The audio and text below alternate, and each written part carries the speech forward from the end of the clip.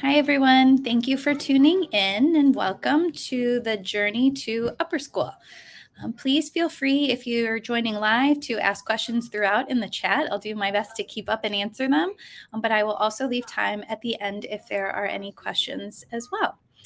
So this afternoon, I'm going to share more about the upper school program here at Bennett in general, and then also share the areas of growth and plans ahead.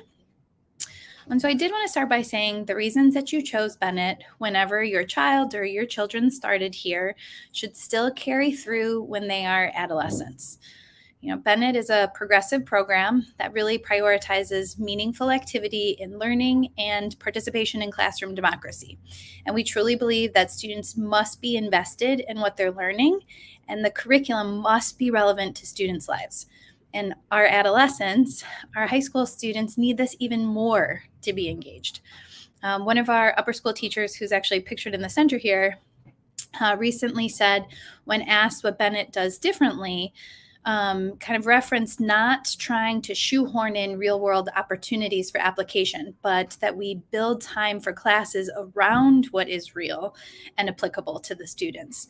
And this is the model, and this is how we've designed our program. And this is why you see joy in learning in our adolescents, and that is unique. And thinking about how I wanted to kick off this presentation and kind of frame this time together, several weeks ago, I read an article in the New York Times by the editorial board. It was actually a devastating article. It was about the $190 billion in aid that's been given to schools to reverse learning setbacks due to the pandemic. So it was mostly around setbacks due to the pandemic. It referenced about half of high school students reporting through the CDC that students had persistent feelings of sadness and hopelessness. And so the whole article was framed around the pandemic. But there were two sentences that were buried in this piece that describe what has really been going on for a long time. And that's what I want to share with you. And so I'll read the quote. Researchers have long known that American students grow more alienated from school the longer they attend, and that they often fall off the school engagement cliff, at which point they no longer care. This sense of disconnection stems from a feeling among high school students in particular that no one at school cares about them, and that the courses they study bear no relationship to the challenges they face in the real world. So reading this article and seeing this kind of quote buried in the center here, and looking at a recent survey that was done in the spring of 88,000 high school students last year, where only 22% of high school students feel like adults at their school make an effort to know them. Only 22%. And we know that there's a mental health crisis facing our adolescents. Not only are our high school students sharing that they feel no one at school cares for them and that they don't see the purpose of school, but we also know that the model of high school is a predominant stressor. National reports share that 77% of adolescents experience stress-related health symptoms, 77%, and then 95% are sleep deprived. 62%, so over half of our high school students, are saying that workload is a major source of stress. And 47%, about half of our adolescents, are disengaged or simply doing school. Recently, Marty Moran, our head of program for middle and upper school, joined Neighborhood Parent Network panel that was around kind of the mental health and support of adolescents. And listening to some of the responses we had, there were fellow schools on there from Walter Payton, Whitney Young, British. Hearing some of the responses around the students putting stress and pressure on themselves to be the best, to get all of the A's, to get all of those grades, was really honestly devastating to hear. That it's putting that on the students instead of looking at the system itself.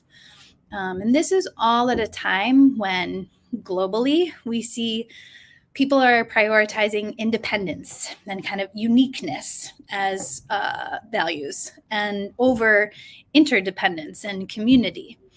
And we know that people need people. We need to be able to rely on each other and feel a sense of community. And our adolescents need this. They're telling us they need this in ways.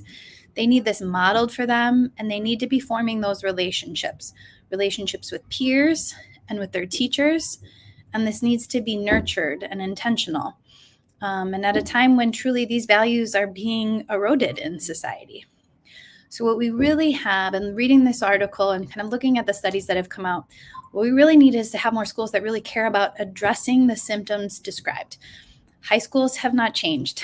They're not built for the students of today and tomorrow. So, in its design, Bennett's Upper School was founded with the value of prioritizing and helping adolescents develop relationships with each other, their teachers, and other educators and adult experts in the careers that they want to learn about. There are small class sizes and a 12-to-1 max ratio for advisory, which I'll talk a little bit more about, where students spend 45 minutes of their morning every morning coming in with their advisor each day, with a focus on relationships and community building and connection as a main priority. In its design, Bennett's Upper School was founded with the value of prioritizing and helping adolescents explore their interests. So when we think about how 50% of students, about half of students are saying they're just doing school or they're disengaged, Bennett's Upper School is really founded with prioritizing, allowing them to explore their interests. And beyond the classroom walls here, beyond just our building here, through situated learning and with the community. Currently, our 11th and 12th graders have begun internships. So every afternoon in the second trimester, our 11th and 12th graders head out to their internships to gain real-world experience in our community from experts in the community. Hearing students share, they have talked about how they've developed new interests and found out more about what they enjoy before they go on, before they leave our building here through these internships.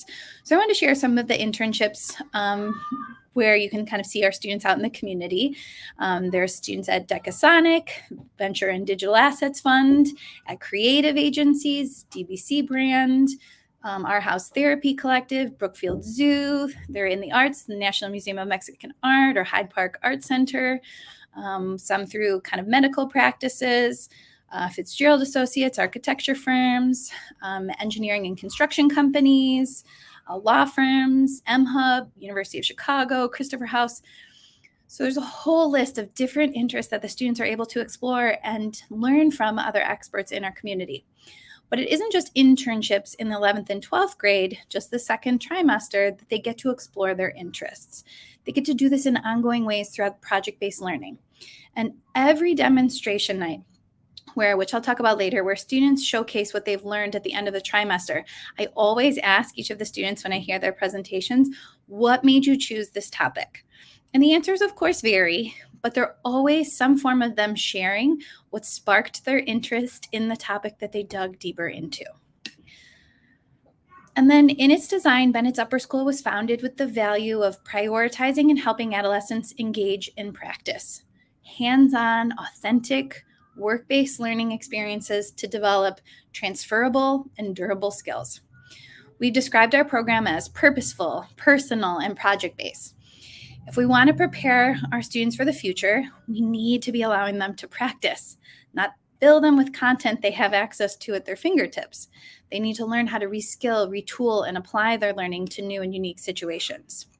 I've shared with many of you may have heard me share this before, but this is why I came here to Bennett. I came to Bennett because of the design of the upper school and the prioritization of these values throughout the entire school journey from 3 years old to 18 years old. It doesn't need to end, going back to that quote, how students become less and less engaged in their learning and a part of it as adolescents. It can hold true from 3 years old all the way to 18. So then it's no wonder that our 5th through 12th graders surveyed last year as part of Challenge Success, a survey out of Stanford University, which is an engagement survey that we do every year for our adolescents. It's no wonder that our 5th through 12th graders, when surveyed, these were the top 3 words that they used to describe their school experience: unique, engaging, and welcoming. This is our top priority, to have healthy and happy adolescents that are well prepared for the future.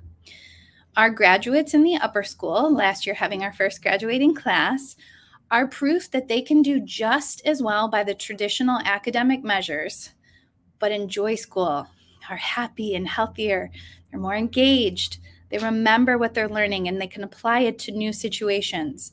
They're building their muscles for lifelong learning. They're curious. They're reflective. They can reskill and retool. Last year, we had two Posse scholars. We had 3 students accepted to Northwestern and 2 of which attended with full rides. Graduates who ended up at University of Southern California, Michigan State, Hobart and William Smith colleges, DePaul, Claremont McKenna, and even the American University of Paris. Our students won countless awards, ones that brought them to DC, to Yale, to Harvard, to the New York Times, to Blue Origin, so space and beyond.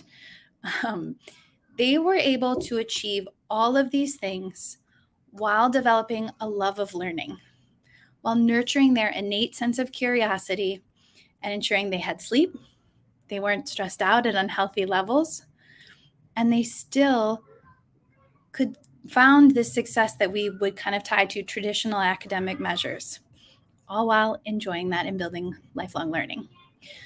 I think it's important to keep in mind that the structure and size of the upper school, as it currently is, and what it will grow into, which I will talk about more in detail, allow these things to be true as well, but not solely.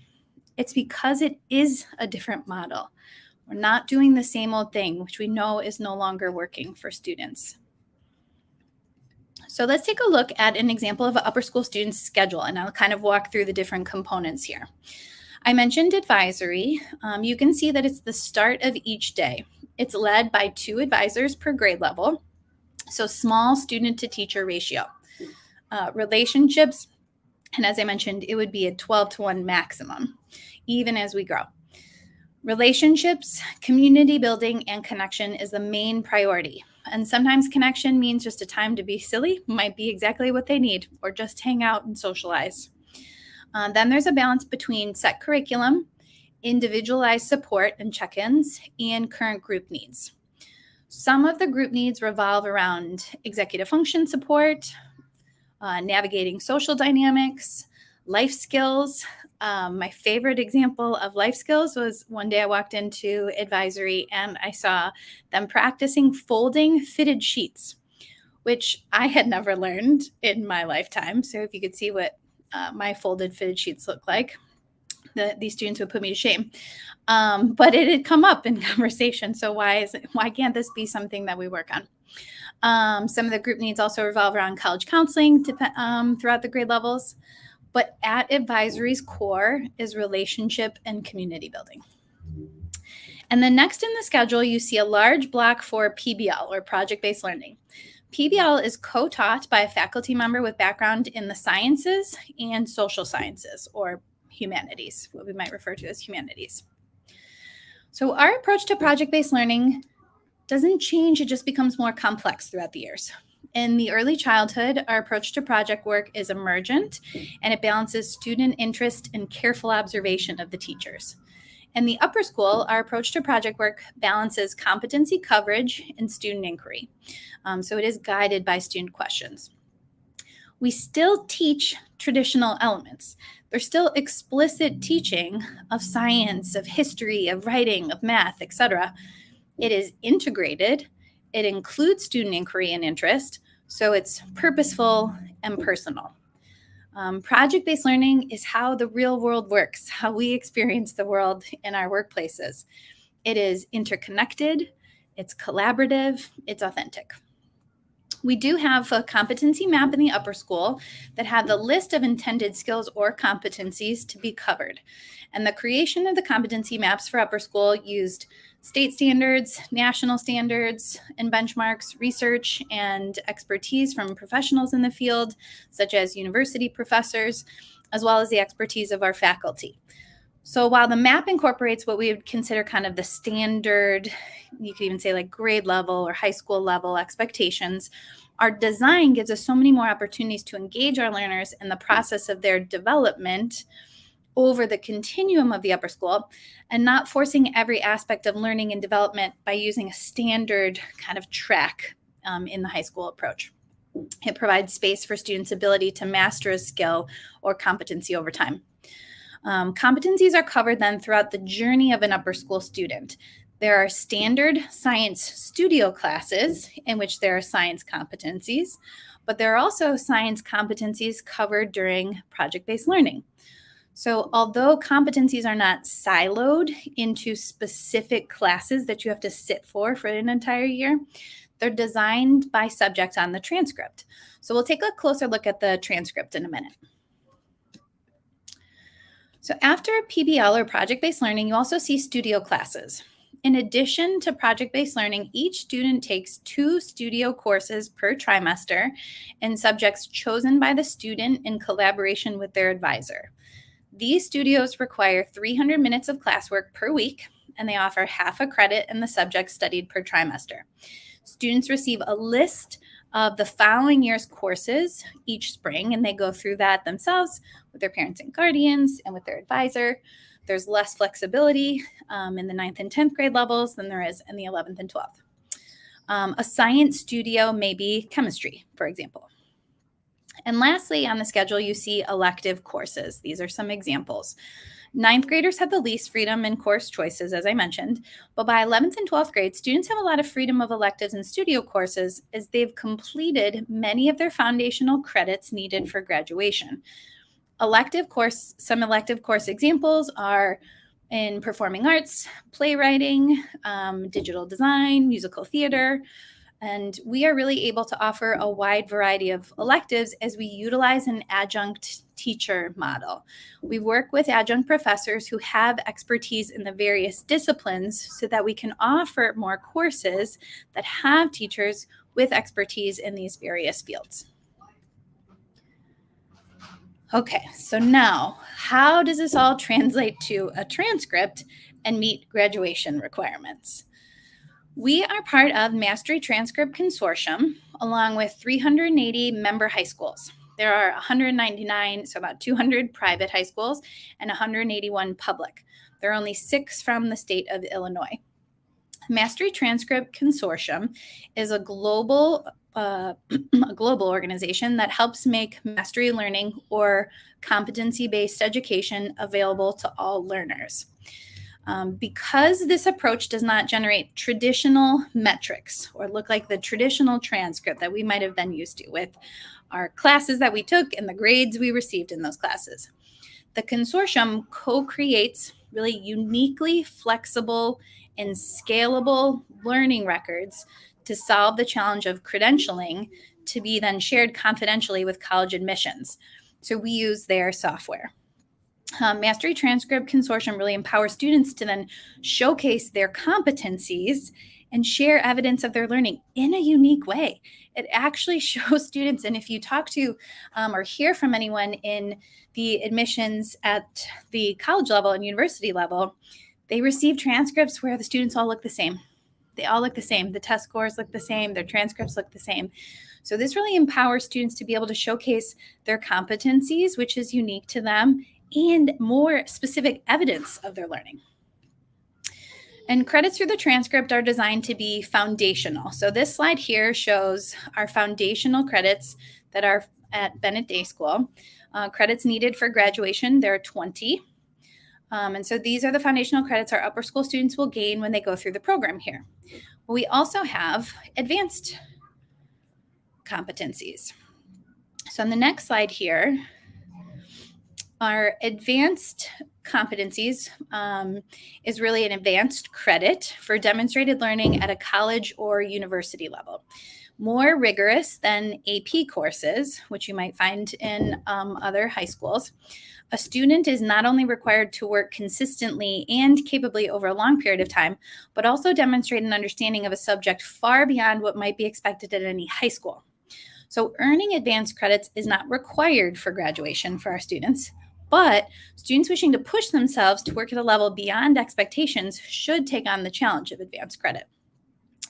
And advanced credit, what is also so unique is that advanced credit can be earned through independent study, through work outside of school, or by taking advanced courses at Bennett Day School. So if you think of AP credit in other high schools is tied to an AP course that you have to sit in throughout the year. It dictates your entire schedule then that you have. And it doesn't take into account anything that you might be doing outside of these walls, or the opportunity to kind of add on as well. So advanced credits can be earned through independent study or work outside of school, as well as by taking advanced courses here. Credit is not earned solely by, then as I mentioned, hours completed. And advanced credit is only awarded through a demonstration of learning that shows students have satisfactorily completed work at the college or university level, which I'll share a little bit more about. But to earn advanced credits, students must demonstrate all the skills that make up that credit. And this comes through the work that a student creates either in their classes or outside of school. Advanced credits, since they don't have to be tied to a specific course necessarily, although they can be, the credit is awarded based on the student demonstrating that over time. And there are 3 areas, as you might be able to see, but there's a lot on this slide. There are 3 competencies to be demonstrated for advanced credit: sustained inquiry, critical thinking, and advanced content mastery. So sustained inquiries you're looking at is a category of assessment where students are expected to maintain an inquiry into the subject lasting a minimum of 12 weeks. So this isn't a kind of just check the box. It has to be over an extended period of time, resulting in really substantial product that demonstrates college level analysis. They check in on a regular basis with teachers in an effort to extend their learning or push past what they think their limits might be. And students who receive advanced credit also set and meet independently created deadlines on a regular basis that they have then created. Critical thinking is the other competency. It's a category of assessment where students are expected to demonstrate the ability to identify relevant information to their inquiry and really kind of discard those unnecessary elements, however interesting they might be to them personally. And they have to be able to publicly present their information clearly and effectively in a manner that's easily understood. And advanced content mastery means that a student then can consistently demonstrate an understanding of the complexity and nuance of the topic they've chosen to pursue. Each subject area has a unique set of content and skill fitting this description, and teachers at Bennett collaborate to determine the minimum expectations for advanced content mastery in their subject area. And so students then earn advanced credit by applying for approval through our transcript and presenting their work to a panel of teachers who either approve their work or ask them to revise and resubmit. It isn't just a one and done. So they continue to have guidance to kind of push themselves.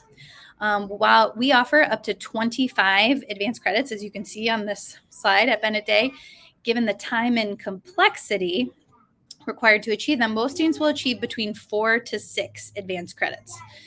Earning 10 or more would be considered extraordinarily rare and really demonstrative of kind of that top 1% of students anywhere, not just here at Bennett.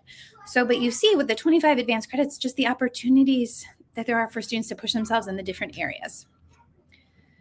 Okay, so now let's take a look at an example transcript. So what does this look like? Mastery Transcript Consortium has a different type of transcript. It isn't just kind of grades and the classes taken. So this is a screenshot because I wanted to make sure there weren't student names of the different components in a transcript. But you'll see the overall credit profile, which shows then the distribution of credits earned. So you see kind of what look like just the typical subject areas. Excuse me. You see how many foundational credits were completed, how many are in progress still, because it's ongoing. It isn't just when you're about to leave Bennett. And then it shows how many advanced credits are completed and how many may be in progress. There is a student statement, which the student is able to have a brief statement about themselves that kind of makes them stand out. And then they can also attach evidence, which is a really nice differentiator. And so this evidence can be what is outside of the typical class. So what makes them and their experience and their learning journey unique. One example of, as I was going through different student transcripts of evidence that was attached, was an award that was actually won in a project that a student focused on and spent time outside of school as well on, was tied to one of the courses and competencies that were earned. And so that evidence then was on there and able to be seen through the admissions process. So on the right-hand side here, then you can see all of the offerings that do exist in our competencies. And you'll see advanced the students if they have advanced credit in that, if it's in progress, or if it includes evidence. And so you see that list there of advanced, which ones are earned, and then which ones may include evidence that you can click on and then see more information about the student. Again, making them unique and stand out to in the admissions process.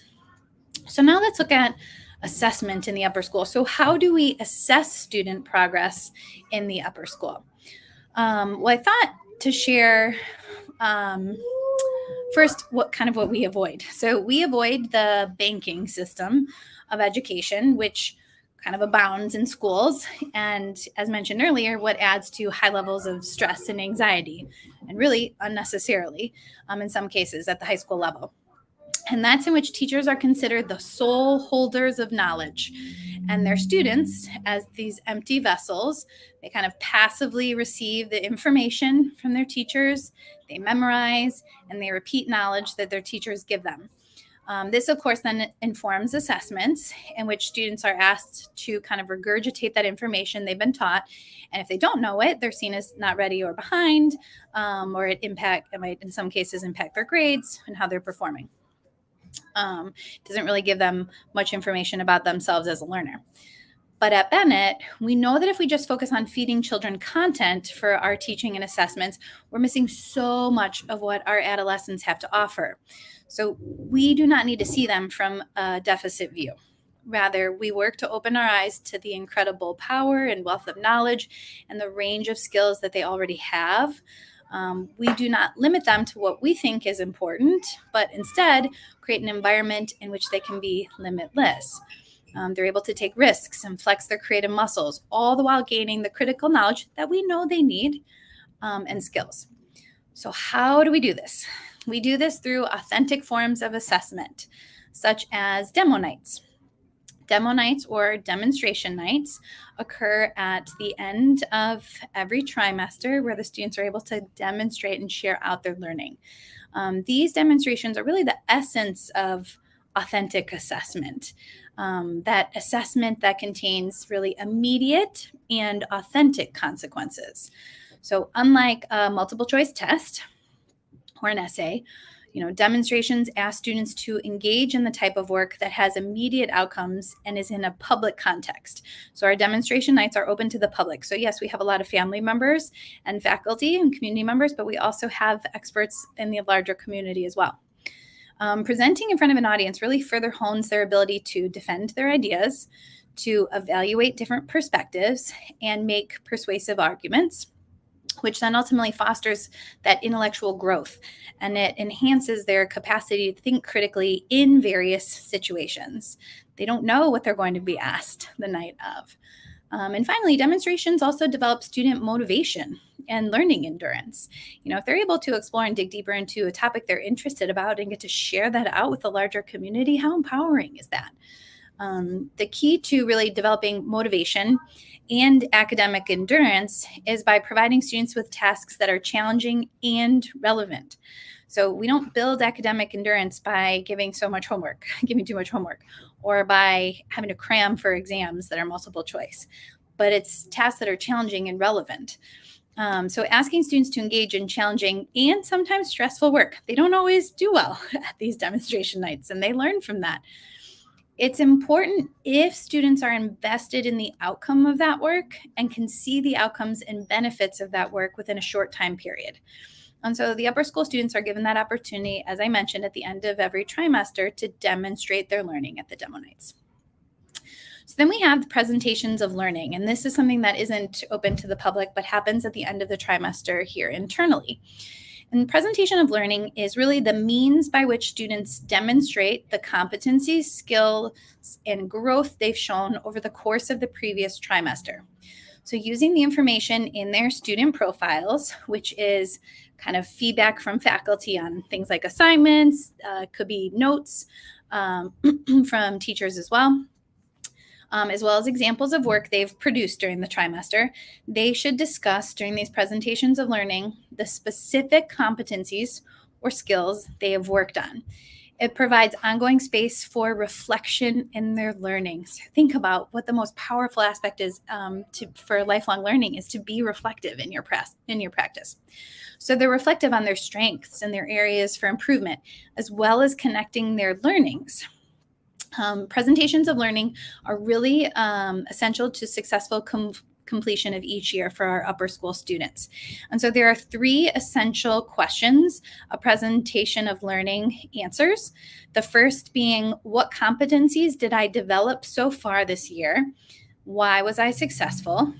The second being, what competencies did I attempt but not necessarily achieve so far this year? Why did I not achieve them? And then third, based on what I did this year so far, what do I need to improve in the coming trimesters? And these presentations of learning are shared out amongst all of their peers and their teachers. So they spend this time reflecting on their own learning and then sharing that out. So then also talk about just that level of comfort of who you are as a learner and sharing that in your space as well.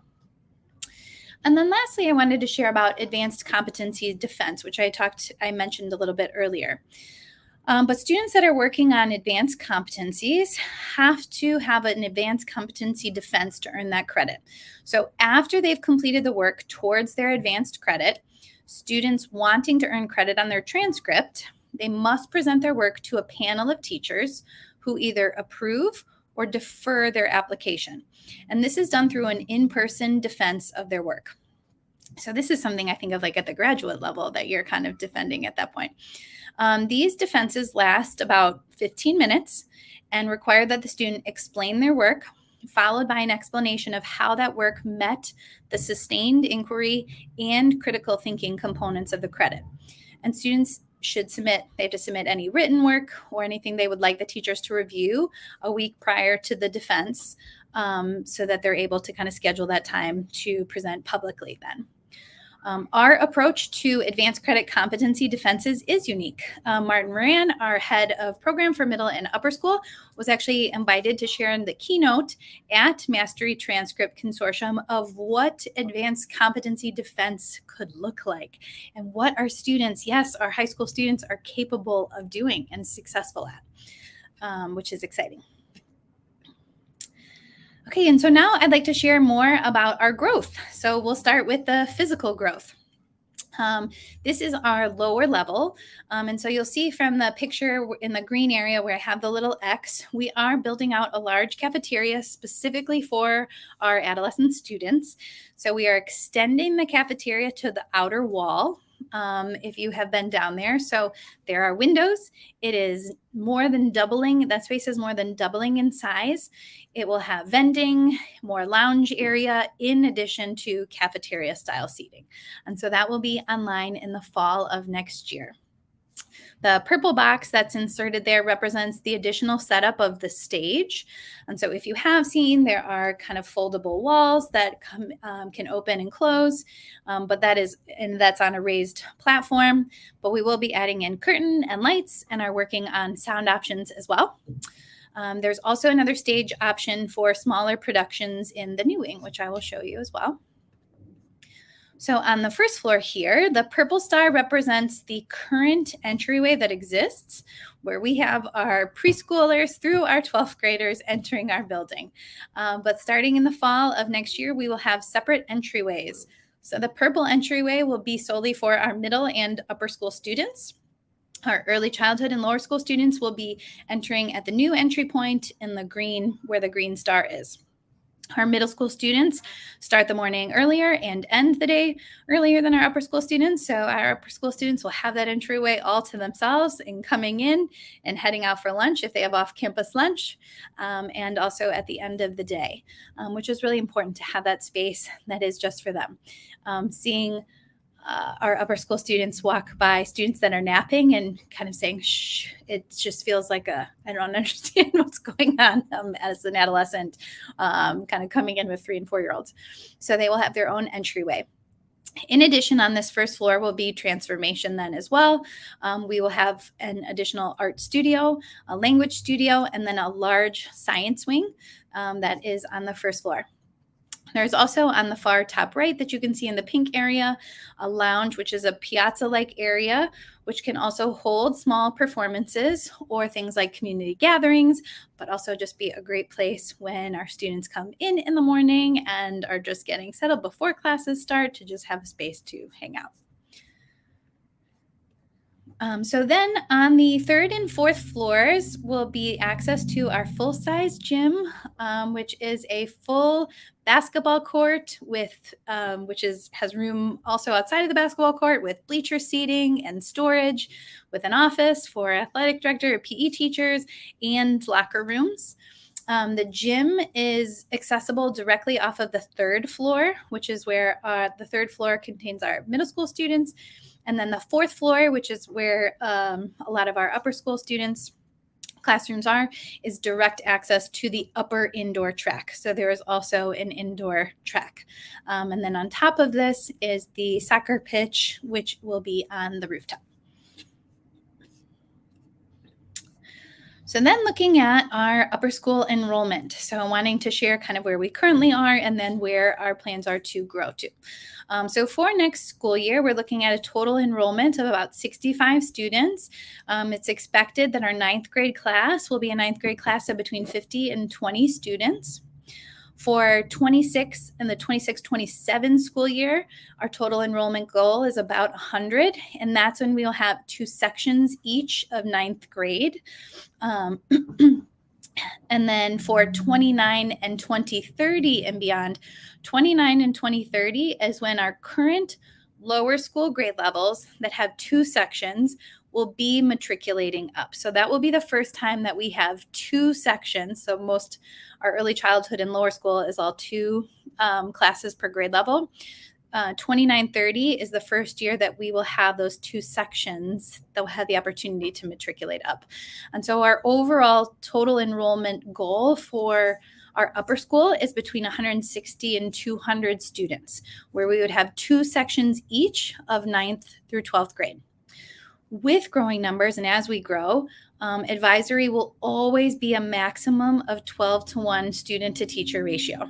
And project-based learning PBL will always be team taught with faculty members with backgrounds in both the humanities and STEM. And so a little bit about our upper school hiring.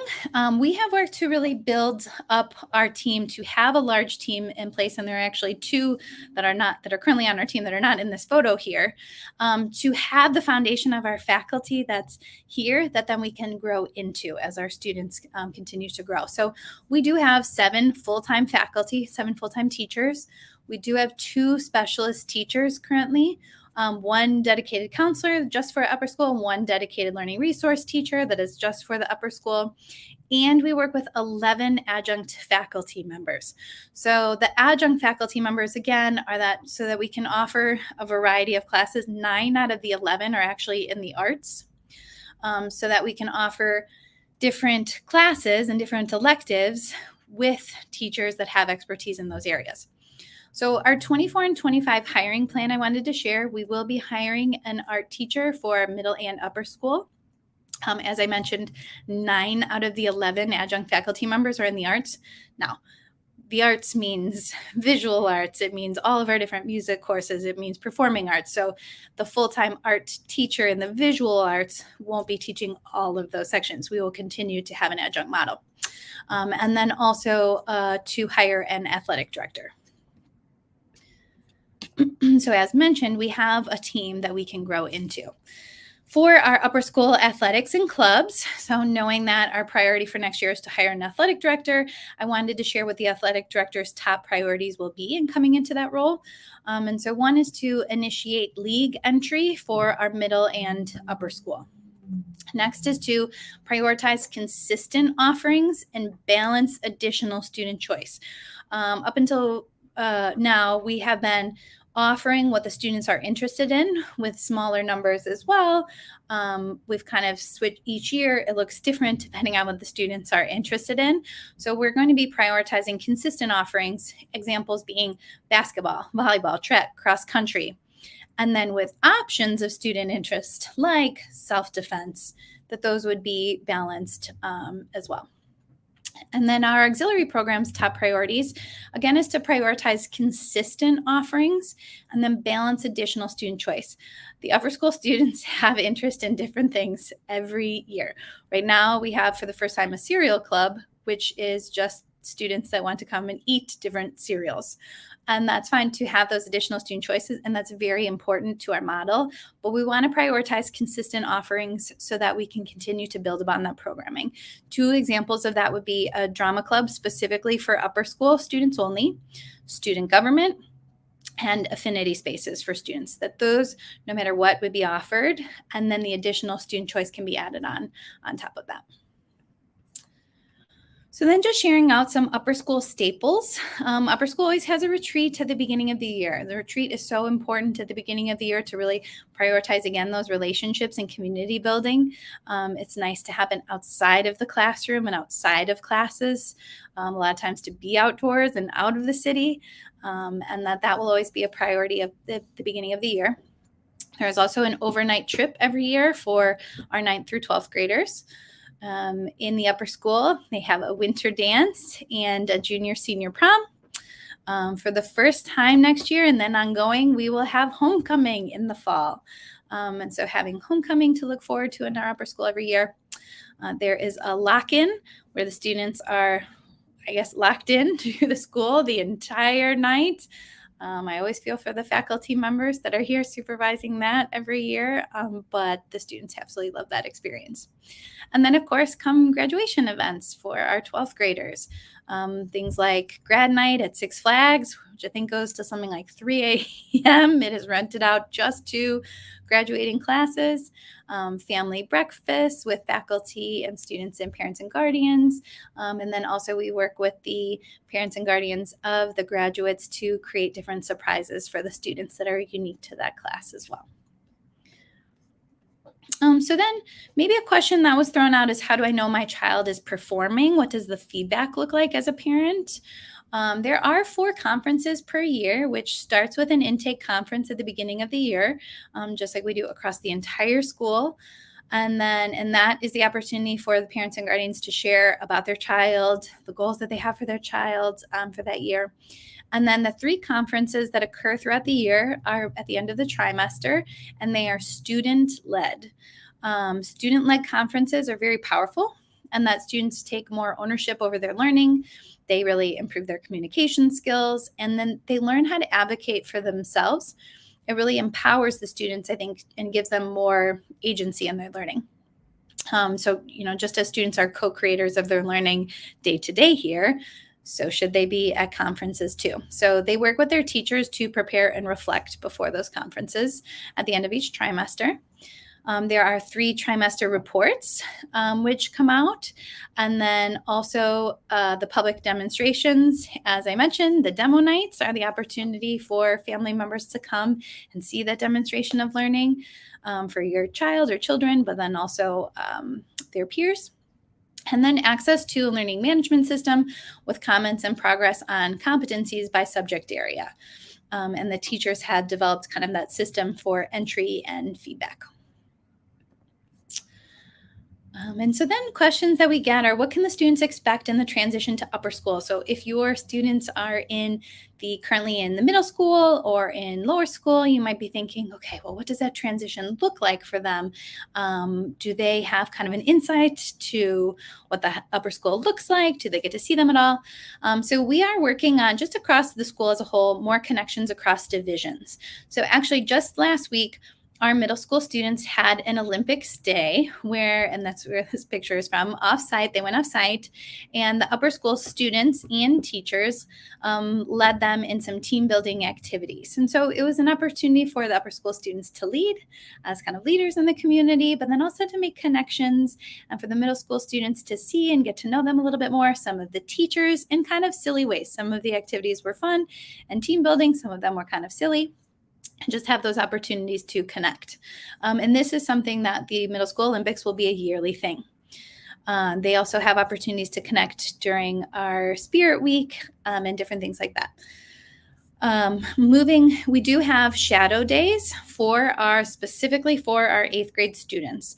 So our 8th grade students divide up across right now a couple different days where they go in a small group and get to shadow with an individual 9th grade student. So they spend the entire day, although we're in the same building, they have different teachers, a different schedule. It is a completely different experience. And so they need to be able to see what a day in the life is like of a 9th grade student before any of that.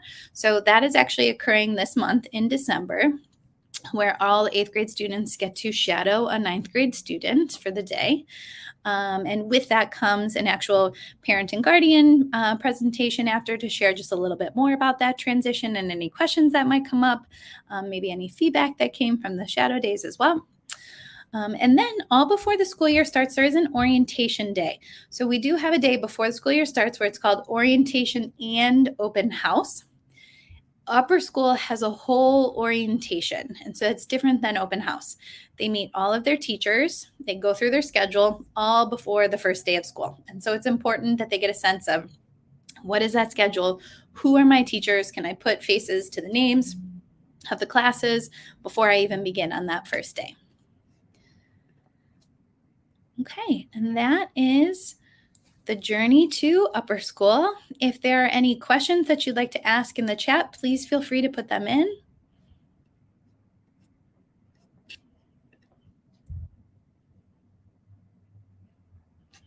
If you haven't attended a demo night and would like to see more of our students in action, I encourage you to look for those. We'll have an internship expo coming up this trimester if you want to learn more about the internship experience, and it's open to the public, or at the end of the year, coming to a demonstration night. It doesn't need to be this year if you have a lower school student. Those are just kind of the big staples of the upper school that are worth just checking out, even getting to check out with your student as well.